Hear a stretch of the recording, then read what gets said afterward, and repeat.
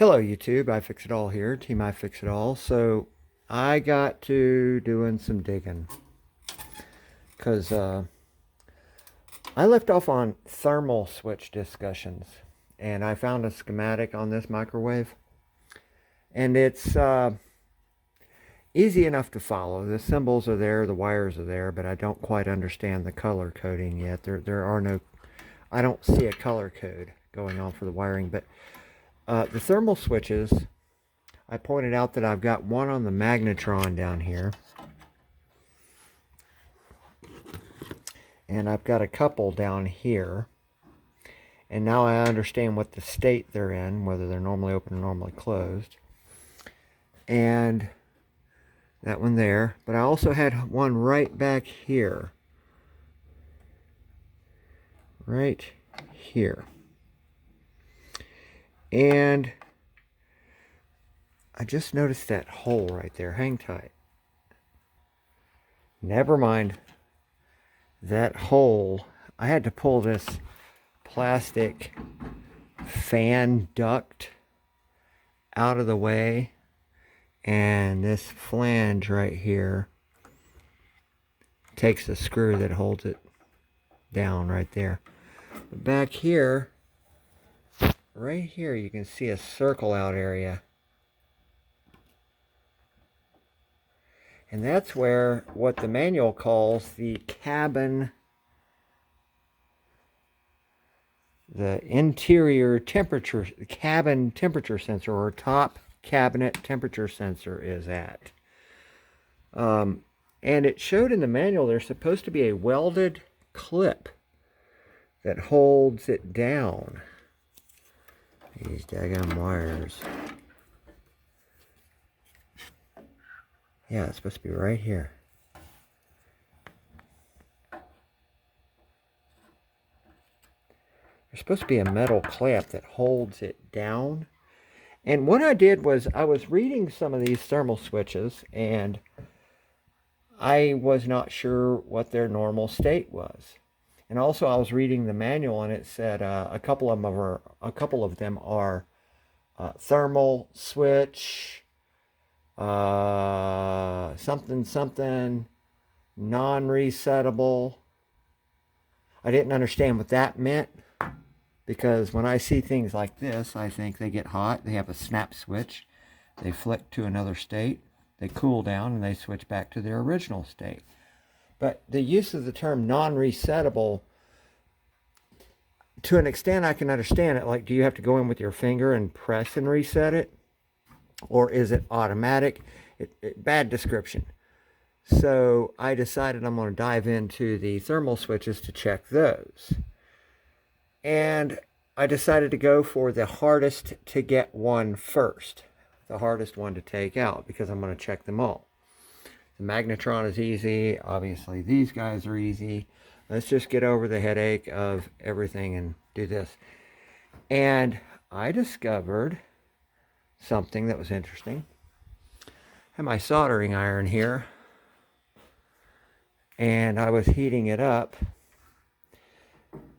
and I took the thermal switch, which is all apart right here, as a whole unit. I took it over to my wood stove and sat it on a piece of tile, and I couldn't get it to switch because it was stamped with a part number. And I looked up the data sheet on the part number, and the part number on this one here is a KSD, that's Kilo Sierra Delta 190/0.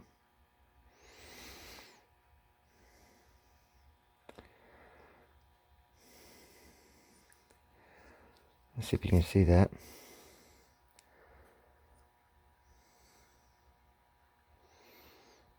Okay. I couldn't get it to switch. So I thought, okay, I'll just shock it a couple of times. I will overheat it, and then I'll take it to my deep freezer and put it in the deep freezer and touch it against ice and shock it. Let it cool down using the ice in the deep freeze. and then heat it up again, try to shock it to see if I can get it to work again. Something's going on. I couldn't get it to work. I took my soldering iron, heated up my soldering iron, and on this part of the soldering iron, I rubbed the thermal switch on there, and I could not get it to change state from continuity. It was just normally closed. And the part number, I looked it up, and it was 90/0, so that's 90 degrees C. I don't know what that is in Fahrenheit, like 145 maybe. Never mind, I'm not Celsius guy. So I'm like, well, the wood stove was well over 140 degrees Fahrenheit. My soldering iron was well over 140 degrees Fahrenheit. Why is it not switching? So I decided to take it apart. That's what this video is about. The thermal switch you've never seen before, taken apart. We're going to fix the thermal switch. I'm going to show you what I found. So here are the parts in the thermal switch, and I'll lay them out in the order in which they are installed. You have the cap, you have the snap switch, you have this, I'll call it a follower. It's a plastic plate with a hole in the middle. You have this porcelain rod, which is driven by that metal plate here. Really should be using a pointer. And you have the internal set of contacts.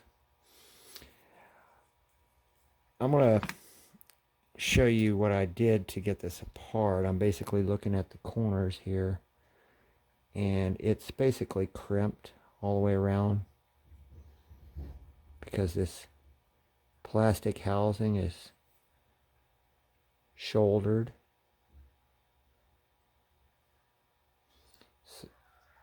Yeah, the housing is shouldered, so when this goes on, it gives it a little bit of room there where this metal can be bent over and secured.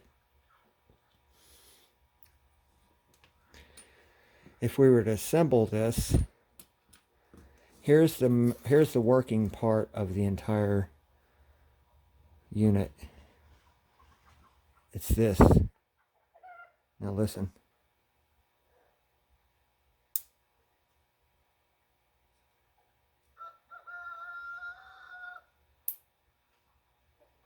And remember which way you took it out. This is dissimilar metal here. That's all it is. One side is one kind of metal and the other side is another kind of metal. So if I were to assemble this, first I'll show you the problem. I took it apart because it would not switch. Oops. So inside here is some contacts.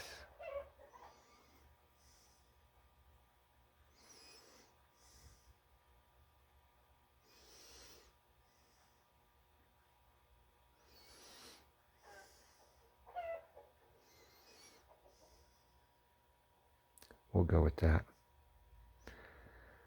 Watch what I do. See that? This metal system here translates over to this post, which gets me out to here. This metal translates to this post, which gets me out to this contact.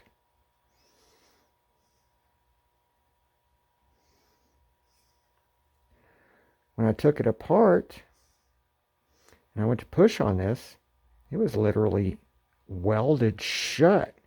And I decided to say, okay, screw it. If it breaks, I'll order a new one. I pushed real hard. I didn't damage or break anything. It's just that I broke that contact.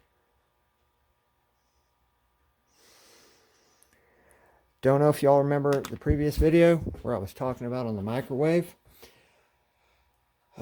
It was running with the transformer under load for a long period of time. Like the transformer was going hum.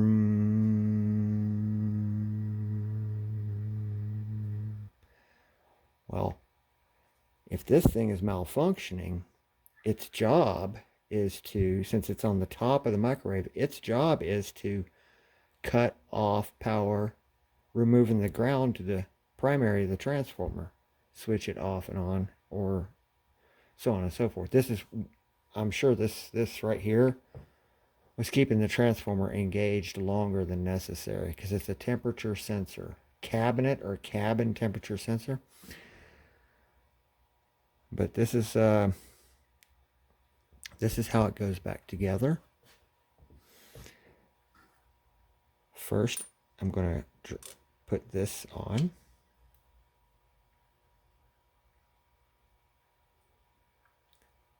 Set that right there.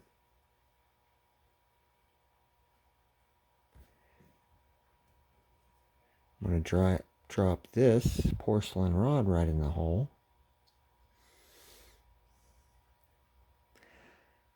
I lost it because it was upside down. Silly me. Yeah, I had it upside down. Okay, so that fits right in there like that. The porcelain drive shaft goes in like that. I could literally make and break contact right now with my multimeter by hand. Let's set up for that.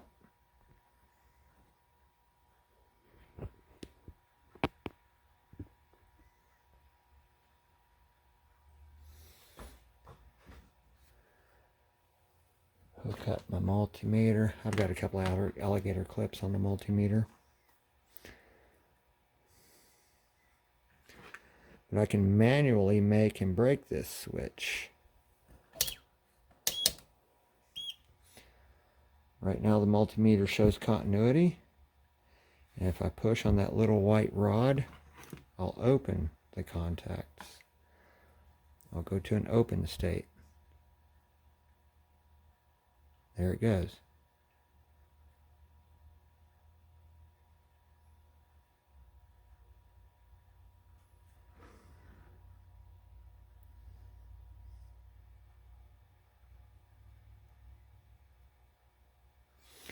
Now, that's manually working the switch. Now, the snap switch, you got to put it in the right orientation. Mine is dome, with the dome up. I could literally snap this.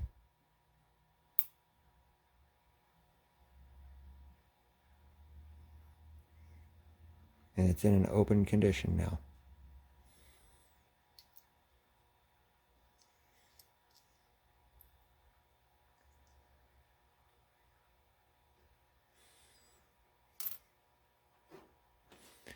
And bear with me because I've lost track of that porcelain rod. It's laying right here somewhere. Hang tight. Yeah, so there you go. It's you can't lose that little bugger. So I'm going to put this back together again, and we'll see if we can get it to switch like it's supposed to. Get some camera frame here.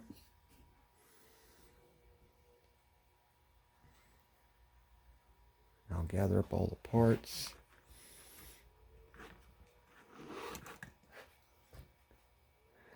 All right, so I've got my set of contacts. I've got this piece oriented correctly.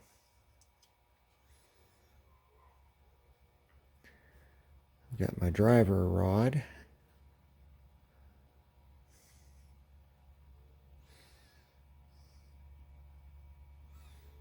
Little tiny guy.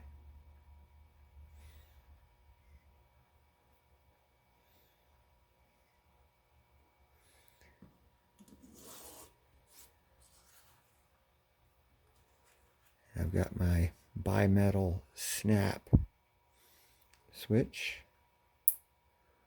which I will orientate the correct way.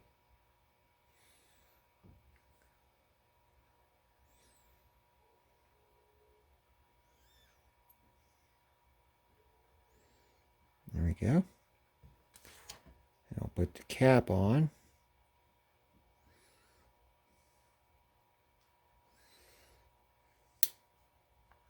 What I'm going to do is I'm going to pause the video and I'm going to crimp this back around the outer edge again, because I've repaired this safety switch here. Hang tight. I've got my van pliers here. I'm working it around the perimeter.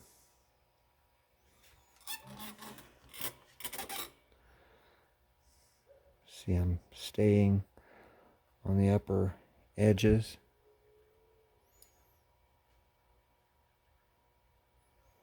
I'm almost duplicating what was factory, to be brutally honest with you.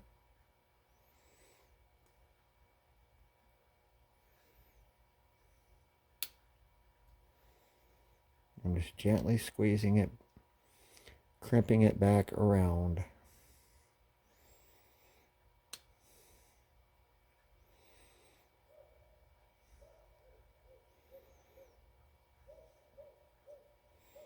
I've been around once already. Went around a couple of times.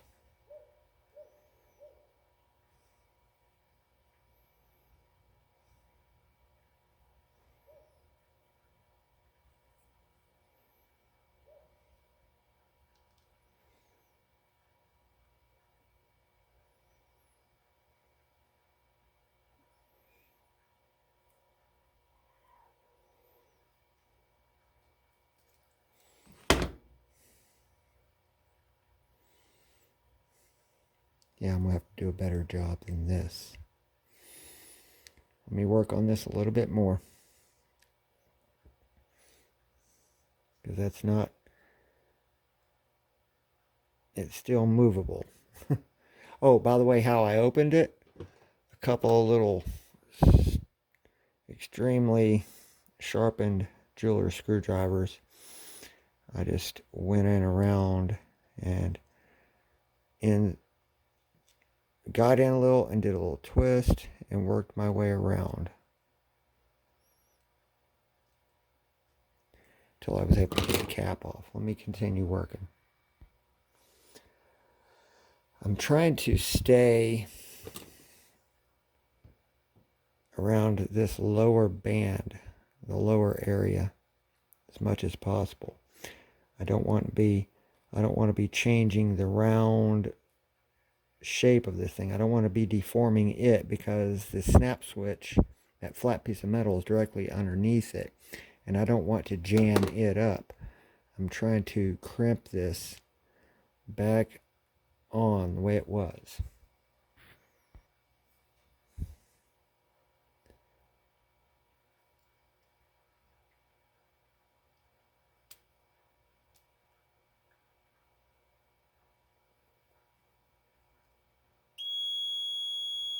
Shut up, multimeter.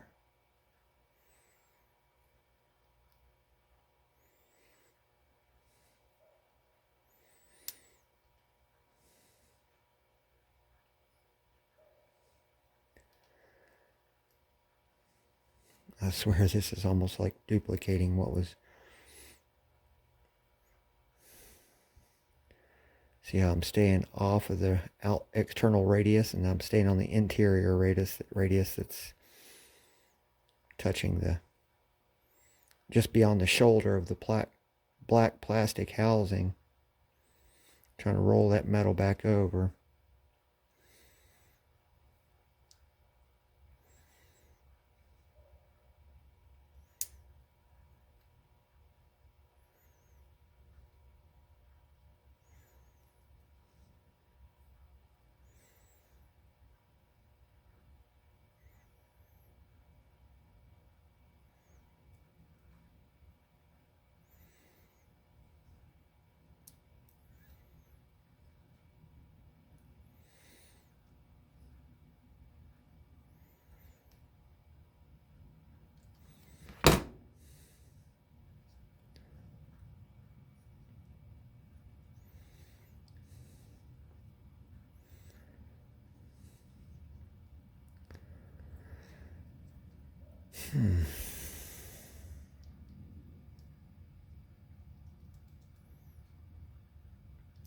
It was a little tiny bit loose. Got a little bit more work to do. I'm not satisfied with it.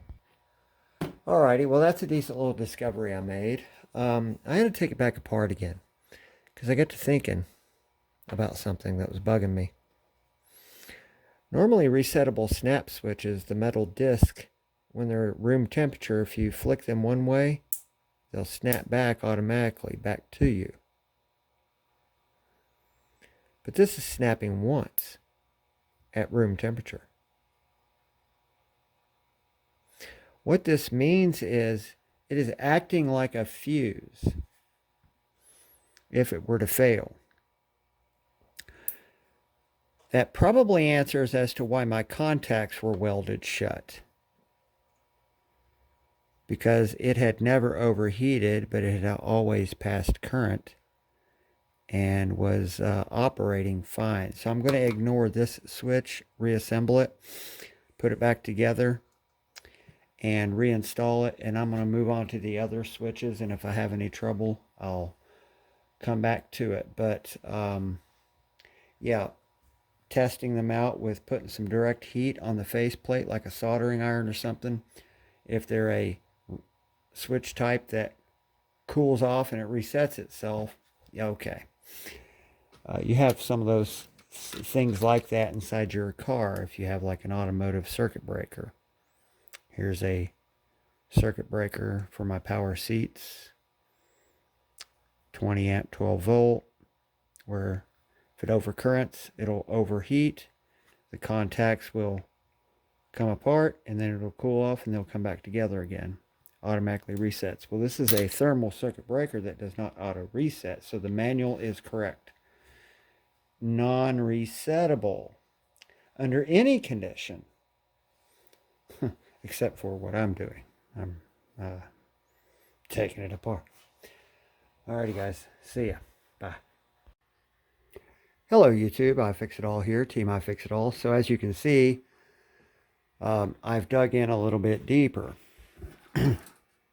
I've taken my control panel off and examined, basically just exploring due to age, any vulnerabilities and anything that needs attention.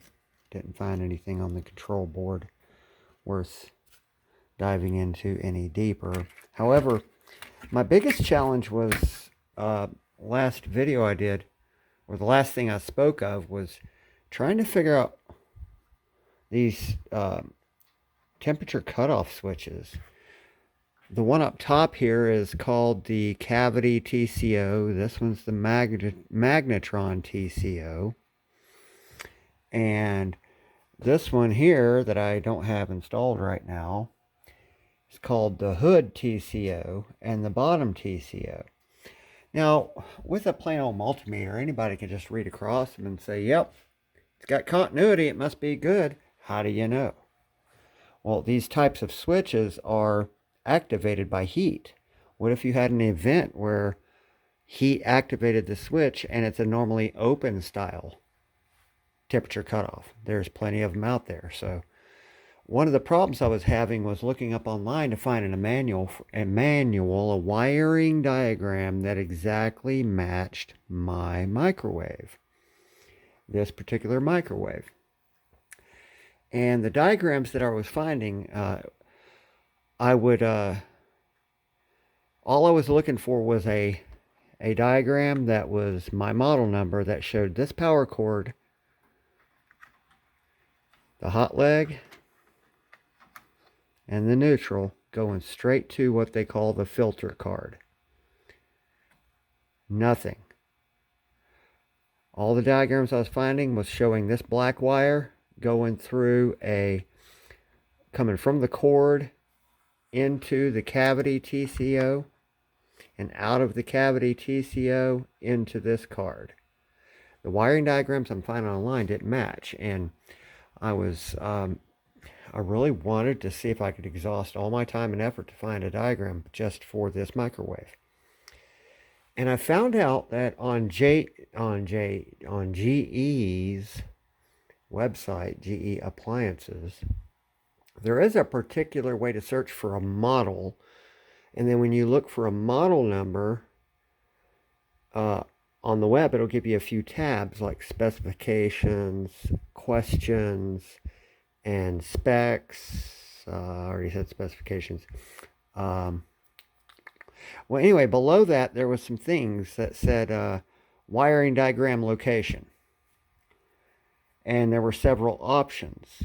Inside left of microwave. Nope. Well, maybe they mean the cover. My cover's over here. Nope. Nope. Inside right. Or on the rear. Nope. Nothing. And I know there's not a diagram on the bottom. And another option was behind control panel. And while the control panel was mounted, all I could see was this. So, I mean, the GE website said behind control panel. So, hey, I just started taking things apart until right here in this little stall. Right here. I can't even drop a regular Sharpie down in there. Oops, now I'll never get it out.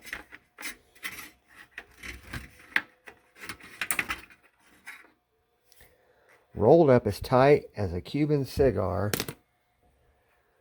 was this document. It was so rolled up and tight, I had to iron it. This is my exact machine, and right here is the wiring diagram I've been looking for the whole time. Now, there's a lot of good reading in here, a lot of information. Troubleshooting steps. But I was after the diagram that showed the state of my temperature cutoff units, temperature cutoff switches. Like, for instance, the cavity TCO, magnetron TCO, bottom TCO, hood TCO. And even though this is for my machine, there are still errors. Like, for instance, right here is the hood pointer. Right here is the hood TCO. And it says hood TCO. And it gives you the temperature range of when and how it's activated and all that, what temperature ranges. However, it's showing it in the normally closed state.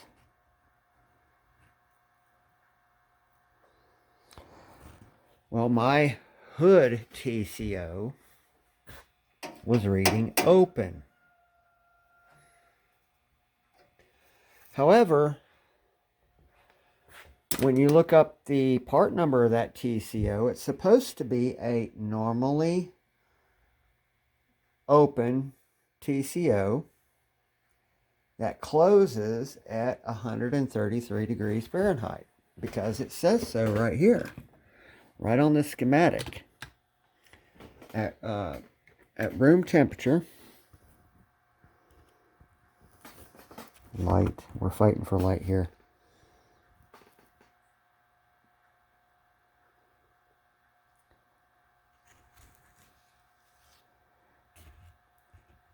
(140 degrees close, 133 open). So that tells me it is a resetting type. So it is normally normally open at 104, and it closes at 133. So, because if you just think of it in a closed state, it's in a failure mode, fail. Or, I might not be 100% accurate on that, but I know that if it's closed, that temperature is above 133, and it will not reopen until the temperature gets to 104. I'm saying this is a normally open switch because at room temperature it's going to be open. Some of this stuff is drawn wrong. They should show that as that arc should be lower to where it's not touching those two dots.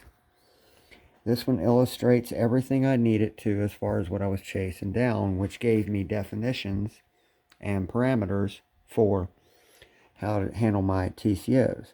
Up here is a bottom TCO. It's normally closed.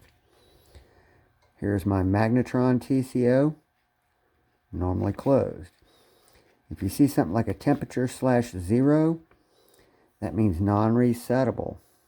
In other words, if it clicks, it won't cool down and click back to the other state. Here's the,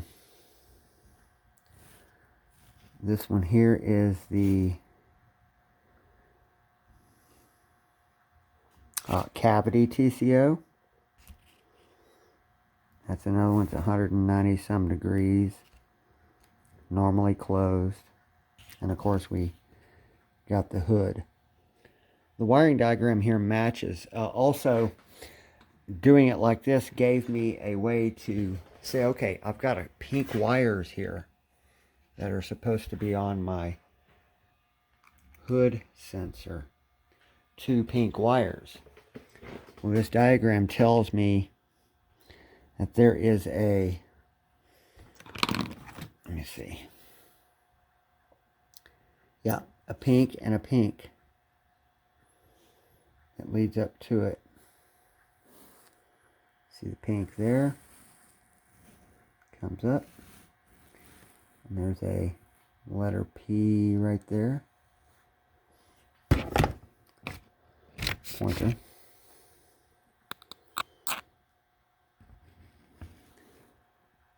A P. And a P. Alright, so, and that tells me what terminal board, the terminal block it goes to, which is on this board right here. The 2 pink wires will end up on this long connector, and what pin number they're on and everything. This is what I was looking for, but it also gave me the state of my temperature cutout switches, and plus I got this manual here, so I'm going to be repacking this up and putting it in here in like one of those sticky back FedEx pouches or something. Keep it right there. And in the meantime, what I've done is for future troubleshooting, I've documented what this sensor is and the information about it. Hood TCO, temperature range, resets. It's normally open. This one, no reset.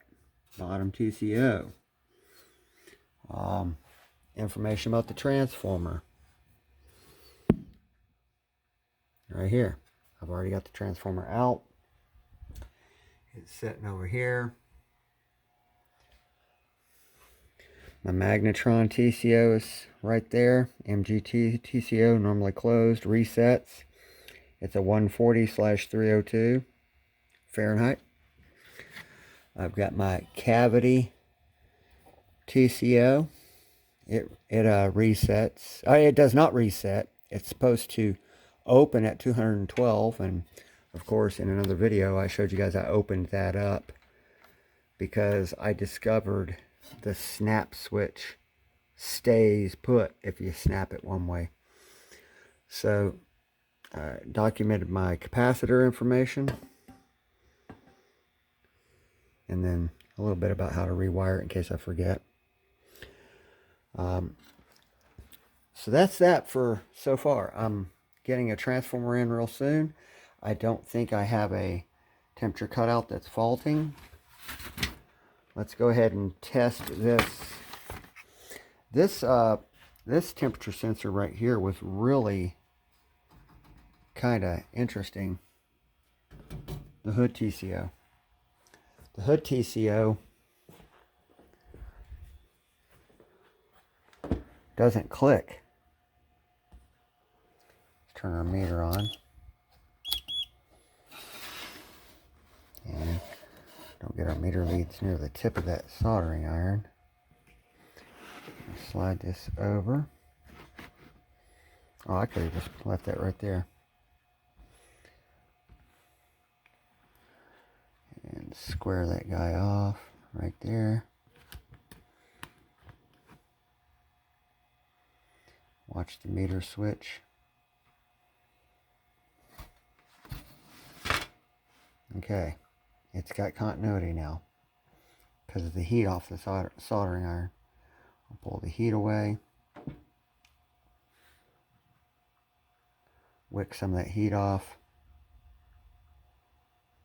And it'll go back to an open state. You can't hear it click.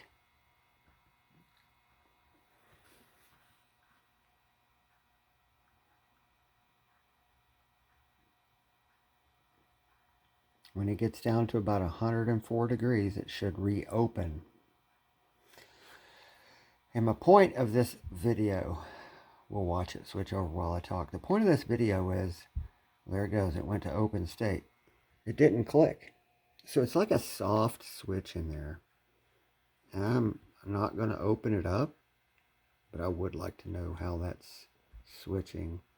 I think what it is, it's a simple bimetal, where one bimetal meaning one metal's one material, the other metal's the other material, and one heats up quicker than the other, and it's just simply opening and closing. It's not a snap switch by any measure. It's just a bimetal switch. The purpose of this piece of this video is learn your equipment, and once you learn it, document it. And if you're the guy who fixes stuff around the house, fixes things, document it how you know, and you have information now. You can open up my microwave and have any electrical guy, repair shop could open up my microwave if he needed to repair it. And see a lot of good stuff here where it's like, hey, this guy's got it. I don't need a schematic. Learn your equipment, learn your resources for parts, and you can find out that your $300 or $400 or $500 microwave,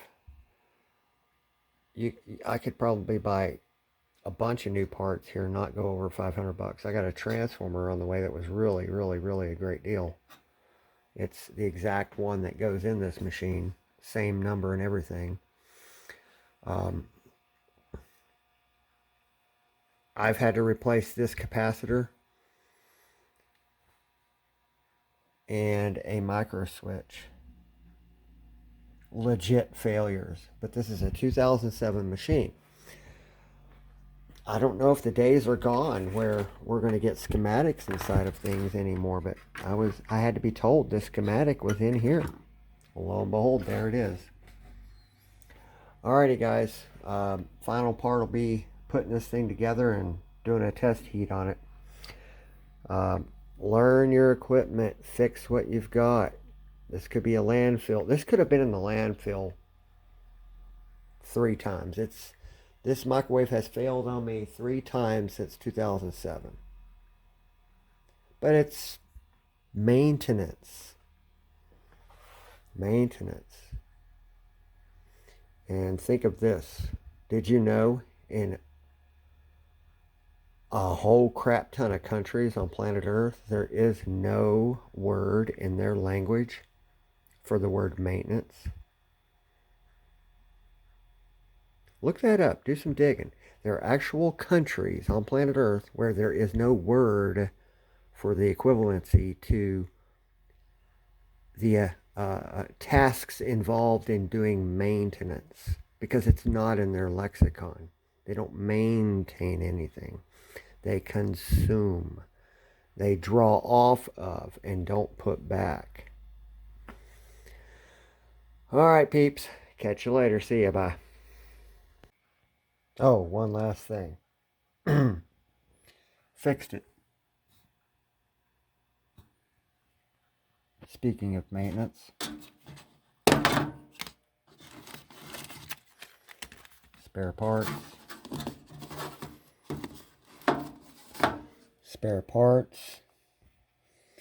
and the schematic diagram right there. No harm, no foul. All this can live right there. No problem. Just fine. See ya.